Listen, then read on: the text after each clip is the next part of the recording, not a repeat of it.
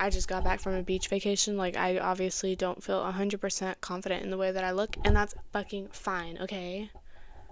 Oh, is he wearing fake glasses? Literally kill yourself. I don't care. Today I wanted to do just like a sit down video. And we have me, of course, Sherry. And we have my co-host, Pancake. You're gonna be my co-host today. Is that okay with you? Yeah. So I've been wanting to really like film more sit down videos because I kind of enjoy just like talking, because it genuinely does feel like another form of therapy for me. And I'm also just working on my communication skills, my people skills, and all the damn skills. And this will help me with that. But also, most importantly, I want to practice not even talking faster, but just like keeping my thoughts consistent, because a lot of the times, because I'm a very frequent gardener, so I lose my train of thought and I sit there and I just, like while I'm gathering my thoughts. And I think that that's just like, I just don't want to use filler words. So, but anyway, today's topic of conversation is going to be mental health. If you are in need of advice, I could potentially help you. If you are in need of like correct, serious information, then I cannot help you.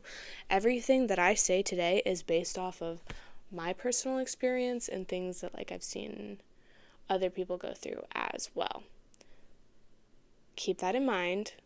Take everything I say with a grain of salt, because like I just said, some things that help me will not help you. Some things that happen to me have not happened to you, you know? To start out this video, I also want to make it very apparent that me telling any stories or talking about my mental health is not some sort of freaking way to search for pity or for you to feel bad for me. That's literally pity. See, what the hell? Pity. Yes, that's literally the same thing. But point being, that's not my point. My point in telling you this is to hopefully help somebody, but also fucking help myself, because talking about it helps. It does. I don't care what anybody else says. It helps me. So that's what I'm going to do today. So first I want to start off with like kind of like my life story, how I ended up the way that I ended up, because that can give you a lot of insight on what's going on up here. First we can start with my birth. My birth went great, as far as I know, besides the fact that I was born yellow. But for the first, well, I was born in Georgia, and I did live with my grandma and my mom, and I think my dad at the time. I don't really know, but I lived here. But eventually I had moved to Texas to stay with my mom.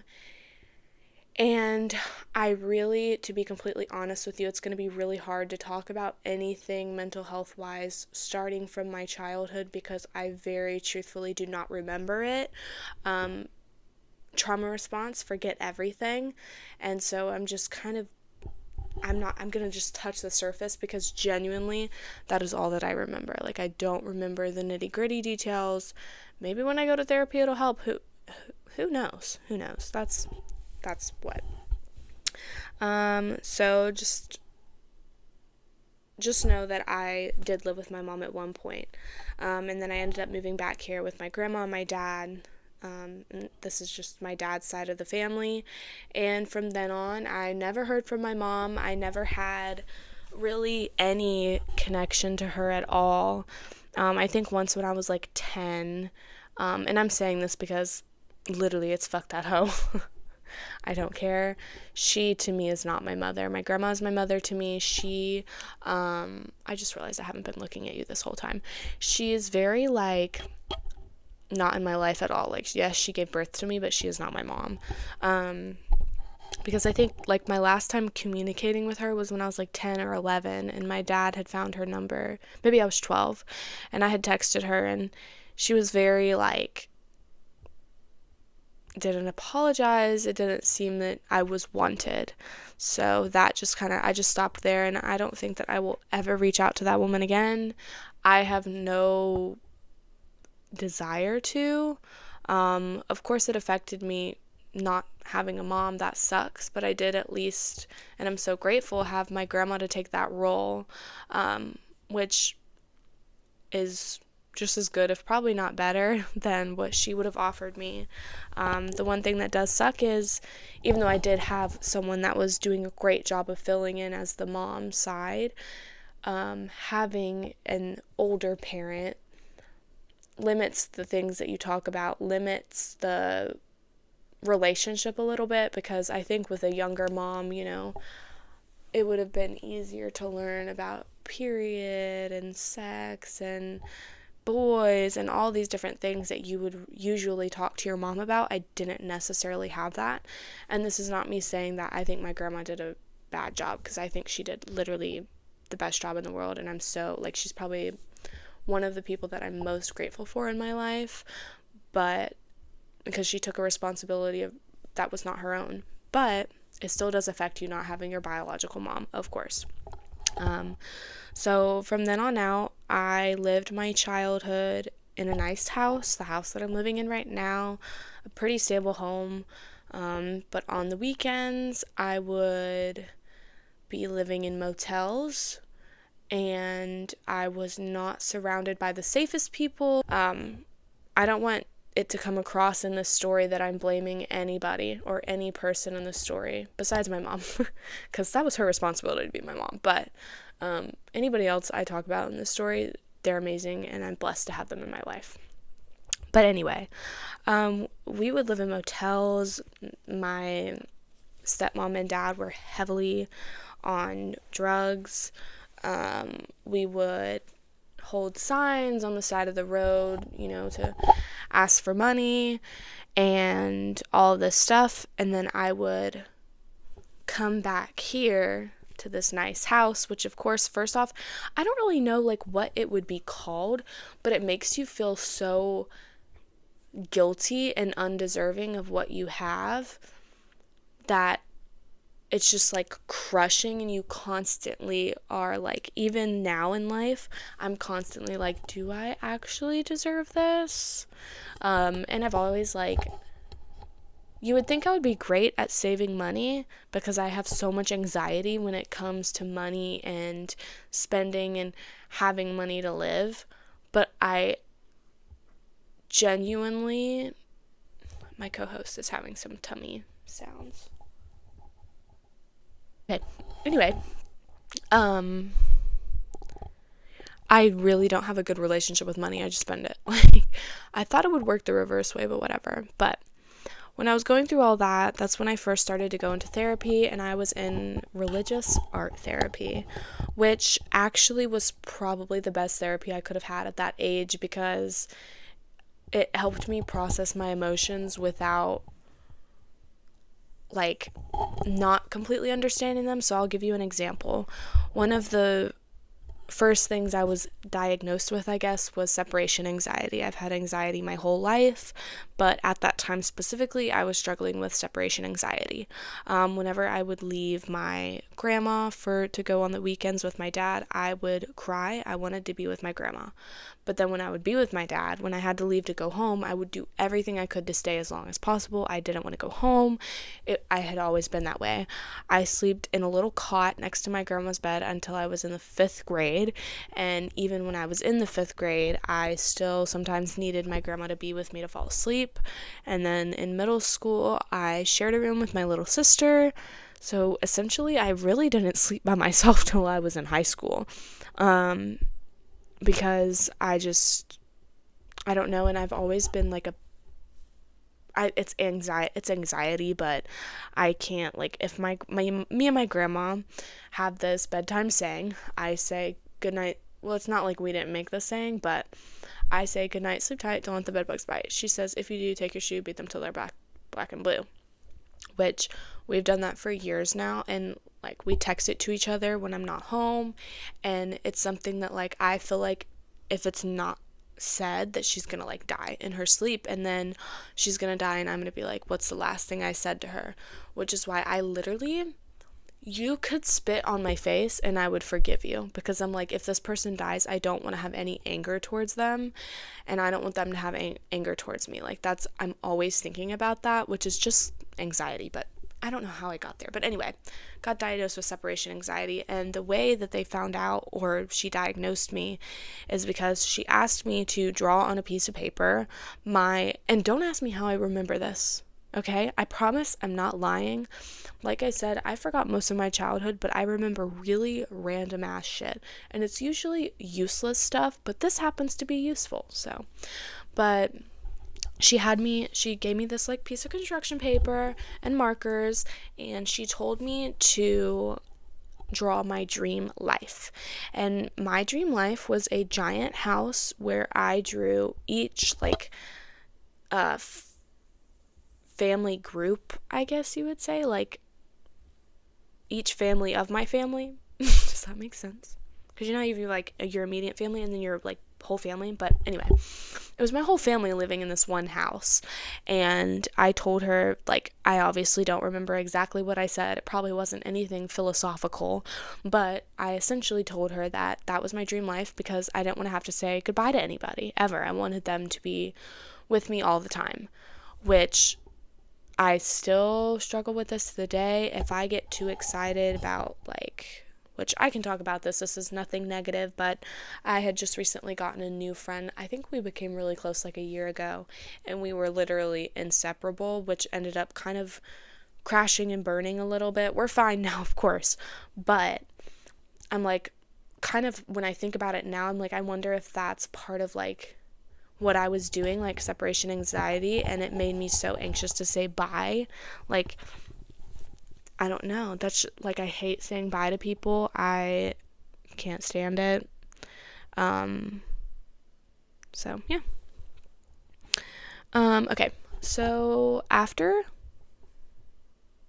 elementary school, my dad got sober and moved to North Carolina, and I joined him. And in North Carolina, my little sister Sunny lives there, and my grandparents. So I live with my great grandparents, and my grandparents live up there. This, I would arguably say, I am still grateful for these 3 years of my life, and I wouldn't take them back, but it was the worst 3 years of my life. The school I was going to, I was bullied heavily and teased. Middle school is just shitty for everybody, but I was bullied, and there were a lot of things, like, of course I was annoying and stuff, but like, for example, this group of boys, I had a crush on one of them, and the group of them started calling me cancerous, which, first off, what the hell does that even mean? If you're gonna make fun of me, at least come up with a different freaking saying. I don't know. But middle school was a really hard time for me. I started to lean into eating to kind of help me because I was so lonely. I wasn't allowed to do anything but go to school. I laid in bed all day. I got pretty chunky, and it was awful. My dad, unfortunately, did relapse when I was in middle school, so I was struggling with that as well. Sunny, I love her now, but when she was younger, she was a brat. She was awful to be around. I have a family member that, struggles sometimes, and we would butt heads, and I had people who would call me fat ass, and I had people who would call me lazy, and it's like I felt like I was trying my hardest and getting nowhere. And handling having a shitty family life and school life, and those are the only two aspects of your life, is the worst case scenario that you could be in, because you have no escape. And my escape became food. I ate and ate and ate and ate. When I was sad, I ate. When I was angry, I ate. When I was tired, I ate. Everything. I just ate because it just made me feel better. And this household was like, they had every snack you can imagine. We had like 7 different cereals open at a time. It was kind of crazy, and all we would eat was fast food. So it was just like, on top of eating too much and binge eating, we were also not eating anything healthy. But during those 3 years, my anxiety definitely got worse and kind of turned more into social anxiety.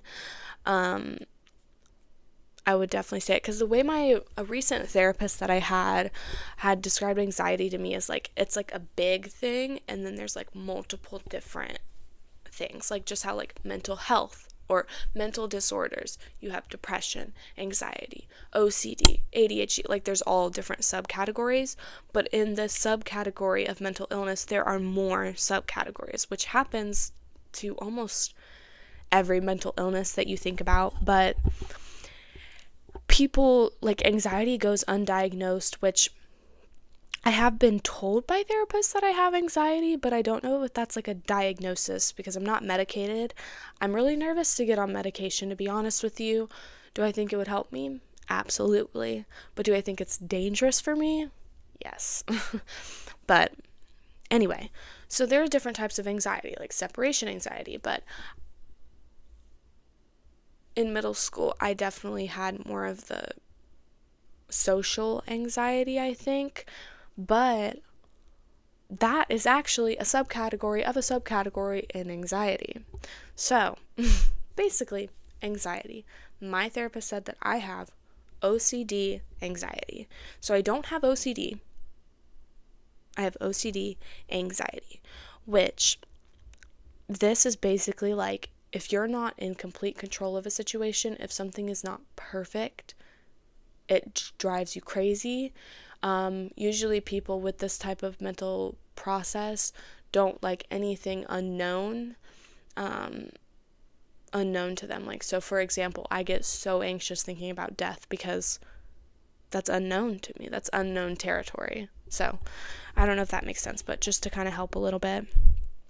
And in high school, I ended up doing online school, which actually, of course, made my social anxiety worse, but I have gotten it better now. But I had no friends in high school besides Kate, and Kate ended up moving to Florida. So I literally had no one. And I had gotten really close to a family member at the time, but it was a very toxic friendship. And again, not saying anything bad about this person. It just was. It is what it is. And I felt very kind of uncomfortable, I think, in that friendship, and it made me more anxious. It added to the anxiety.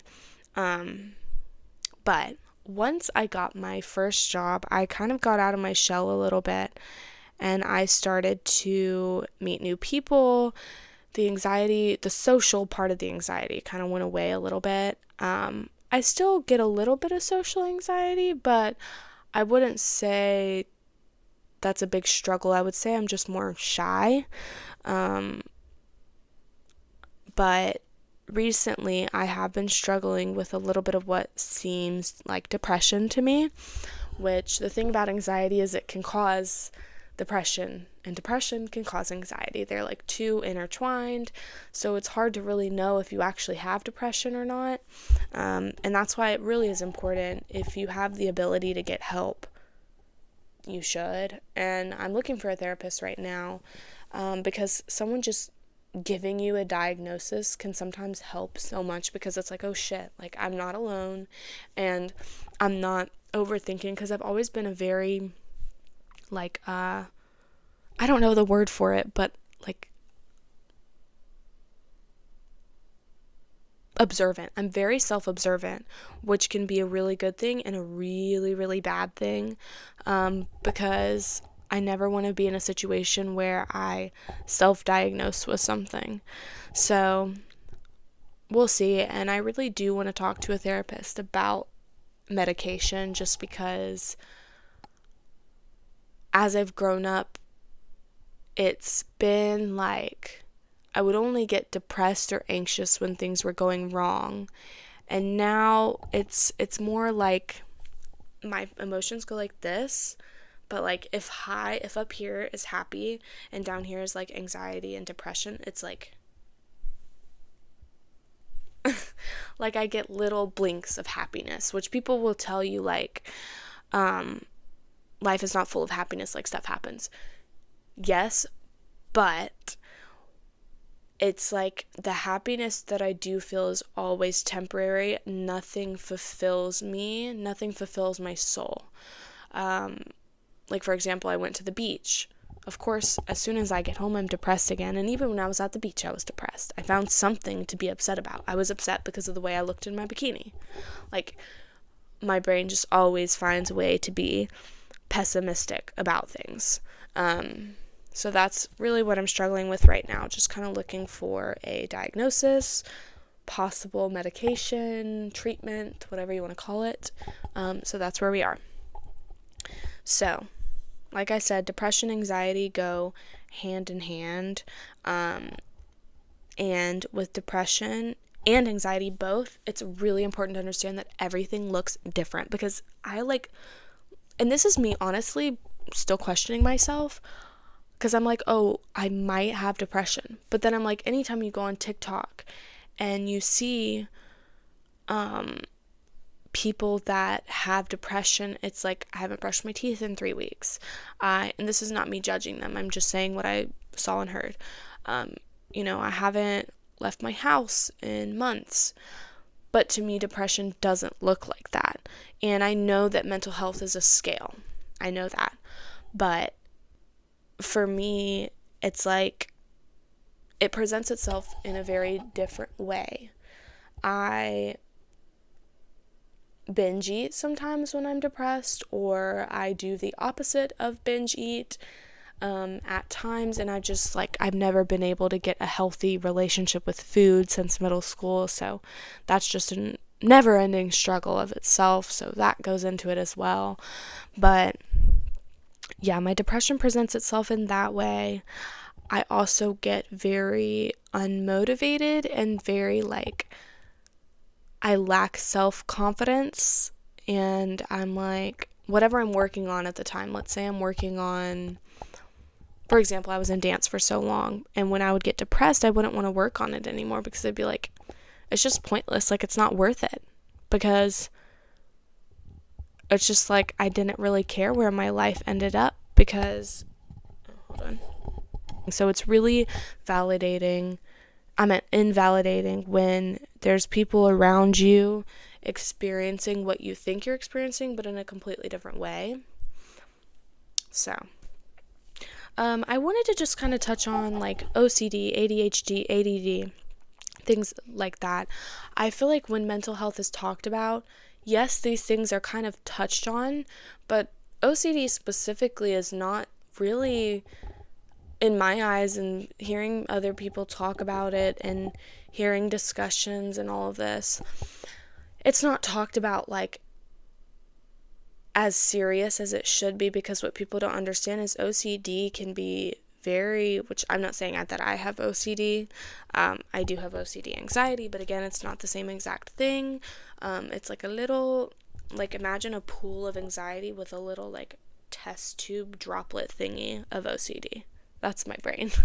But for people where it's a whole pool of OCD, it can be really, really hard, and people don't bring as much awareness to these mental illnesses because they don't believe it affects their life as much. But it does, because with OCD can come anxiety. With anxiety can come depression. With depression can come eating disorders. It all just boom, boom, boom, boom. It just comes back to back to back to back, which is why if you believe you have something going on and you have the ability to get help or research it or do whatever, you should, because at the end of the day, if you have one mental illness, girl, you're going to get more. You're going to get more. And I know that mental illness can be caused by trauma, it can be mental imbalances, whatever the case may be. You won't know until you look into it. So, okay, but yeah, I just wanted to touch on that because I feel like there's a lot of awareness for mental health nowadays, but for some issues not so much. And this doesn't just apply for OCD, ADD, ADHD, whatever. It applies for all kinds of mental illnesses, and if you have anything specific you would like me to talk about, you can comment them below. Of course, I'm not a doctor, so I don't know all these different things, but I do think it's an important thing to learn about. So, yeah. I wanted to talk about also relationships and mental health. This is not something that I'm going to give you advice on. This is something that I'm going to ask for advice on. My last relationship was at the end of 8th grade and into 9th grade. And to give you base age, I am 19. I'm turning 20 at the end of this year, and I have had one relationship that I don't even know that I would count because it started in middle school, and then in high school it was an online relationship, and we saw each other 3 times. Did I love him?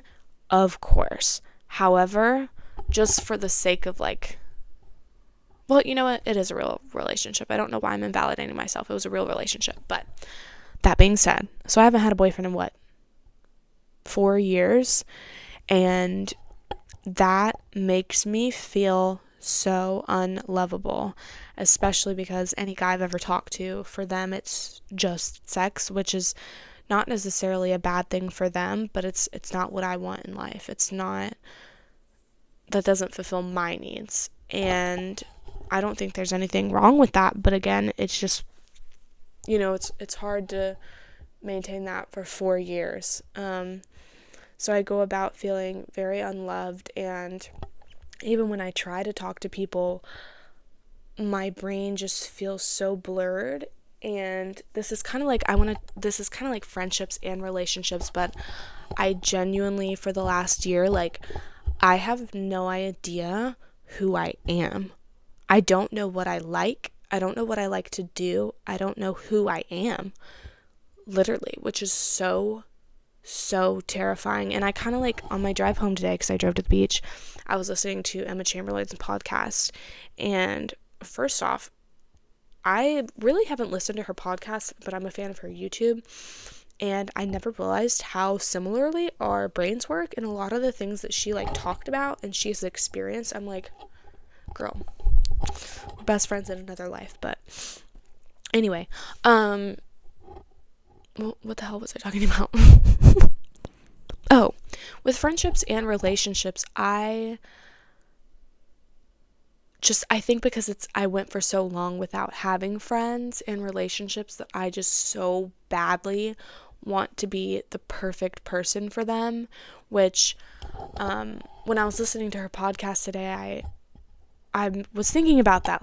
I feel so, superficial because, it's I don't know who I am. It's I'm just taking pieces of people. But 2 things. First and foremost, I will never doubt that I am a good friend. I 100% know that I am a good friend, and it is so good to know that at least there's one thing about myself that I know, and hopefully I can build off of that and find myself, but I genuinely don't know how. But before we get more into that, second thing, I think it's not normal to pretend to be someone you're not, but it is normal to take pieces from other people into building yourself, because I think that's one of the beautiful things about relationships and friendships and family ships is you learn new things from other people. For example, my friend Josie, that's how I found out that I liked Suicide Boys and all that type of music, because Josie liked it, and then I liked it. You take certain pieces from certain people. I'll just good things about people. I'm trying to think. My friend Sam, I've always especially since I first met her, I always saw her as the fun person. She's so free and just free spirited, and I take that piece from her, and I'm trying to become a more free spirited person. And that is not me trying to replicate her personality, because who knows if she even thinks that she's that way, but that's how I perceive her. And how you perceive people, if you like their good qualities, then I think it's natural to kind of obtain them. I keep accidentally switching this echo thing on, so I'm so sorry if that sounded weird. But yeah, I pretty much am completely lost in myself. I don't know who I am. And I think that's mainly part of the part. I don't know what I want to do career-wise. I just feel like it's a never-ending, what the fuck am I doing with my life? What the fuck? I genuinely, you could ask me my favorite, for example, I don't have a hobby right now. I guess this is my hobby, so yes, I do. But I just want to know myself, and I want to love myself, and I I don't like the person that I become. So I don't know if it's much of I don't know myself as much as I don't like myself or like who I am right now. I don't really know if I should be working on liking who I am or finding out who I am. I don't fucking know. And this is why we need therapy. This video is sponsored by BetterHelp. I'm just kidding. But yeah, I don't know who the fuck I am, okay? And maybe I do. Maybe I just don't like the person I am. But I'm going to focus on that. But if you have any advice on how to go about doing that, please help a girl out. Well, I guess that's kind of what I wanted to touch on, career, school, and productivity. It's so hard to, like, when you're working on your mental health, it's so consuming mentally, obviously, so it's hard to focus on anything else. So especially like being young and struggling mentally, but also you're being told that like, oh, you need to know what you're going to do for work, you need to know how many years you want to go to school, you need to know where you want to live, you need to know how much money you want to make, you need to work on finding a husband, you need to be pregnant by the time you're 30. I'm like, damn, can I catch a breath? Can I take a nap or something? Like, I don't know, but life is hard, and life is hard for everybody. And I think genuinely, if you're struggling, talking to people really helps. And I know because I had a point in my life where I genuinely could not talk to anybody. And for example, I haven't had a boyfriend in 5 years. I feel so unloved.